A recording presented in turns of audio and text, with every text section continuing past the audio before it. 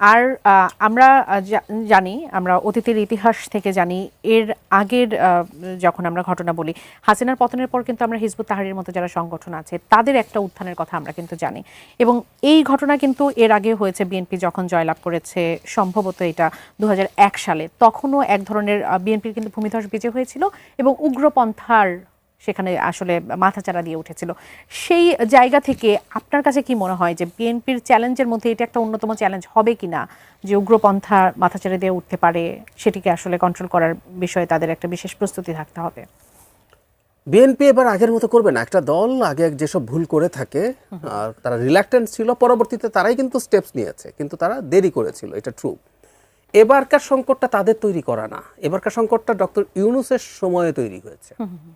ধরুন 150-এর বেশি মাজার ভাঙা হয়েছে, মানে মাজারে কি হয় না হয় অনেক সময় আমরা সত্যি মনে করি বা আমরা এভাবে খোঁজ খবর নিলে জানবো, এখানে অনেক সময়ই ইললিগাল কাজ হয়, মাদকের সাথে রিলেটেড ইস্যু থাকে, কখনো কখনো, সব ঢালাও ভাবে বলছি না, কিন্তু মাজার ভাঙা বা জ্বালিয়ে দেয়া এটা দেশের আইন অমান্য করা।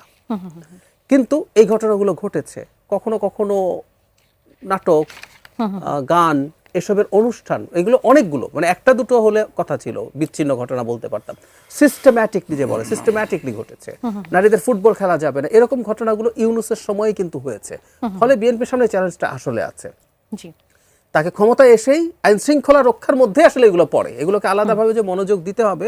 আচ্ছা, আরেকটা কথা একটু বলে রাখা ভালো, এই যে এই জিনিসগুলো বেরোলো, এটা কি হঠাৎ করে তৈরি হয়েছে? না, এটা আমাদের সোসাইটিতে আছে এবং এটা আবার অনেক বেশি আছে তা না।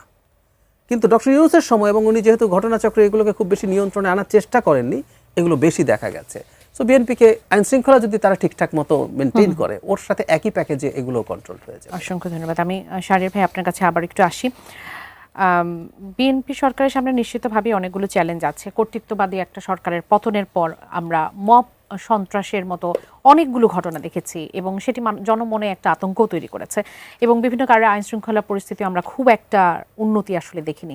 আপনার কাছে কি মনে হয় যে এটা থেকে আসলে উত্তরণ সম্ভব, মানে খুব অল্প সময়ের মধ্যে? আচ্ছা, তার আগে আমি একটু ভাইয়ের সাথে একটু অ্যাড করতে চাই। প্রথম জিনিস হচ্ছে, আমি গত মঙ্গলবারে এবং টেক্সট মেসেজ দিয়ে আমি বিভিন্ন জায়গায় এই টেক্সট মেসেজ দিয়ে আমি বলছি, এবং জাহিদ ভাই দেখেন, বিএনপি 150টা নিশ্চিত সিট, জামাত জোট 70টা নিশ্চিত সিট। আচ্ছা, সবারই মোটামুটি একই প্রেডিকশন ছিল। 72টা হচ্ছে সুইং সিট। জি, তাহলে 72টা হচ্ছে সুইং সিট। এই সুইং সিটটাই হচ্ছে নির্ধারণ করবে ভাগ্য। এটা হচ্ছে আমার প্রেডিকশন ছিল, দ্যাট ওয়াজ মাই প্রেডিকশন।